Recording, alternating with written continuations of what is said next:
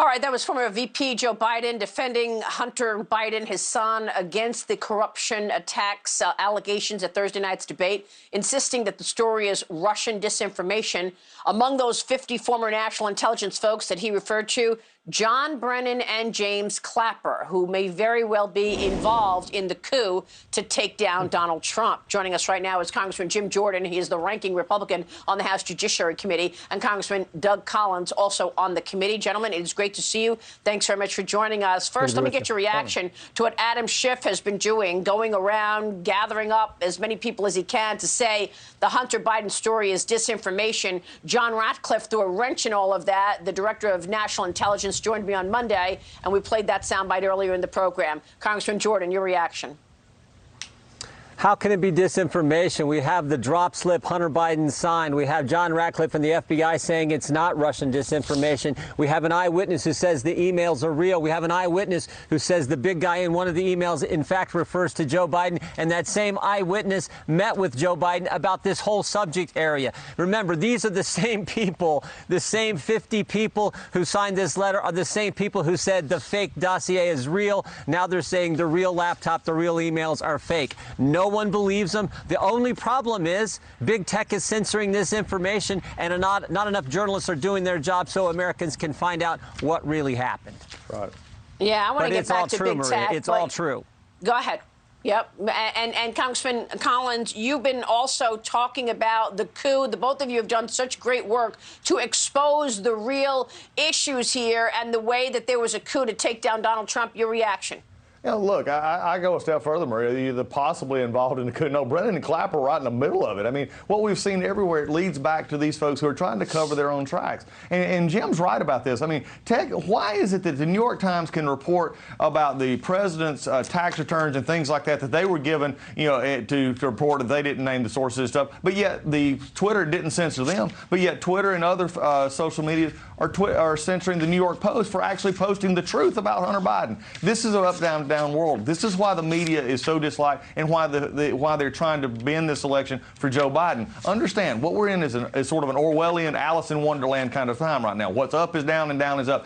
Brennan and Clapper and all these folks, Comey, all the rest of the coup, do not want you focused on what they did. So they're trying to continue this narrative. And look, if Adam Schiff is saying it, who's believing it? I mean, he said so many things that are false. If his lips are moving, he's not telling the truth most of the time. Anyway, collusion in plain sight, we can go back. And Jim and I have been seeing this for too long. It's time to clear this up and hold those accountable right now. Yeah, I mean, what you have going on here is the same group that tried to put all of this disinformation into the ether in 2016 about Donald Trump colluding. That's the same group that wants to be in power again. It's simple as that. Joe Biden was coming up with the Logan Act, Jim Jordan, and he now wants to be president. Yeah, and never forget, these people told us that there was supposed collusion between the Trump campaign and Russia, between President Trump and Russia, when in fact they knew. They knew it wasn't true, and we now know they knew it wasn't true because Rick Grenell released the transcripts that proved there was no proper predicate for launching this investigation in the first place. So these people have misled the American people for 4 years now, and they're trying to do it again here just 9 days before an important election. Hey, Maria. Yeah, yep. No, Maria, I just want to point out there what Jim thought. Think about this. When Jim Jordan and myself and others who have been fighting on this sham impeachment last year, when we were going through this, you know, I'm at a point now where I'm tired of the intelligence community. I'm tired of the FBI slow-walking this stuff. They're slow-walking it to the Senate. They're slow-walking it everywhere else. It's time for Chris Wray, and frankly, I think if Gina Haspel at the CIA is actually slow-walking this information, they need to go. Because if they had this laptop last December, when Jim and myself and so many others were out there fighting hard, showing quid pro Joe, showing what was happening in Ukraine, that it was not the president, it was them. If they had this information then, I am appalled that we did not get that on the Hill. That should have been something that should have been investigated back then instead of us just finding out about it now. That's the problem that's wrong right now. It really is extraordinary that it is the same group of people who abused power in 2016 want to be back in power. I got to ask you about this potential cover-up, both of you on the media. Jim Jordan, you have actually looked at these emails and you have authenticated them. I want to ask you about that. And also, what happens if Joe Biden does win this election and becomes president? With all of these business entanglements from China to Ukraine, let's take a break and then get into that when we come right back. We've got Jim Jordan and Doug Collins with me this morning, and we've got more straight ahead on Sunday Morning Future.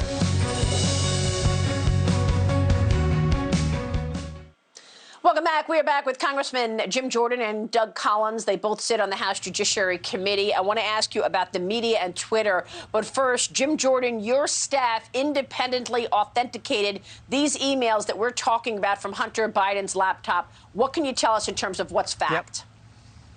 No, Maria, they're as real can be. We have the eyewitness, Mr. Bobulinski, who said these are authentic, these are real. The big guy in one of these emails does, in fact, mean Joe Biden, and he himself had spoke to former Vice President Biden. So this is as real as it gets. And here's the fundamental question.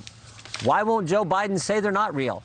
If they're not accurate, if these aren't accurate emails, why won't the Biden say so? And why, and frankly, why won't the press ask him that fundamental question, that basic question? Mr. Biden, are these actually accurate? Is this to Hunter Biden's laptop? And in fact, are you the big guy? They won't ask him that question, but the American people know those facts are true. That's right. I mean, Doug Collins, this email is really the smoking gun, and here it is, written by Hunter Biden to an executive at that Chinese company, CEFC. Says, my understanding is that the original agreement with the director was for consulting fees based on introductions alone at a rate of $10 million a year for a 3-year guarantee of $30 million. The chairman then changed the deal after we met in Miami to a much more lasting and lucrative arrangement to create a holding company, 50% owned by me and 50% owned by him. Consulting fees is one piece of our income stream, but the reason this proposal by the chairman was so much more interesting to me and my family is that we would also be partners in the equity and profits of the joint ventures investments. At the end of the email, they break it down in terms of who gets what, and it says 20 held by Hunter, another 20 held by Jim Biden, his brother, another 10 held by H for the big guy, Doug Collins, the big guy being Joe Biden. And Joe Biden. I mean, it's amazing here. I mean, what Jim just broke down is truth. And what is amazing to me is the Biden campaign and their willing accomplices in the media have never denied the authenticity of these documents. They've never tried to attack these documents. They just give broad, sweeping arguments saying, oh, it's not real. But, you know, we found out something. We talked about it in a previous segment with the senator. Biden Inc. had a matchmaker. I guess the matchmaker was Hunter Biden. Match.com, but it has a competition here because his job was to go out and make sure that he could get the access through his father, who is the vice president, so he could make money for Biden Inc. This is becoming the concern here. And you made a comment earlier, Maria, about this. It says, why should this concern people? He's asking to be put in the most powerful chair in the world, the president of the United States. And these are the kind of dealings he did as vice president. Everybody should be scared to death of this. Yeah, what about media and social media? Let's talk real quick. Jim Jordan, Twitter CEO Jack Dorsey, and Facebook CEO Mark Zuckerberg are going to be testifying before the Senate Judiciary Committee next month. But you've been calling for them in the House for months now. What are you going to do about this cover-up going on by the media? Well, two things. When they testify, I think the first question I would ask Jack Dorsey is, why are you still censoring the New York Post? All these facts we've just talked about are real. They're just that, facts. Why are you still censoring the New York Post, and a publication that's been around since Alexander Hamilton, for goodness sake? So why are you doing that? The remedy is legislation we've introduced, Doug and others on the Judiciary Committee that we've introduced, that does a complete overhaul of Section 230, brings back some liability for these folks, and will have the incentives in place so that they can't keep censoring conservatives like they've been doing. Exactly. Well, it's pretty extraordinary. I know you both were recipients of that. Go ahead. Real final word here. Go ahead. No, Maria, I appreciate it because, you know, what Jim's saying, Jim and I have been the victim, you know, the base of the victim. I think we're on the tip of the spear. They don't want to hear from Jim Jordan and Doug Collins. That's why they censor us. That's why, I mean, we had a campaign ad just the other day they took down because they said it was too sensitive, and it was just simply a campaign ad. When Jim Jordan and Doug Collins tell the truth about this president who has worked so hard for the American people, who was attacked unmercifully, and they give Joe Biden a pass, that should tell the American people all they need to know about the media giants right now. It's pretty extraordinary, guys. It's great to see you both, Congressman. Thank you so much. Doug Collins and Jim Jordan. We'll keep following it as we have been, of course.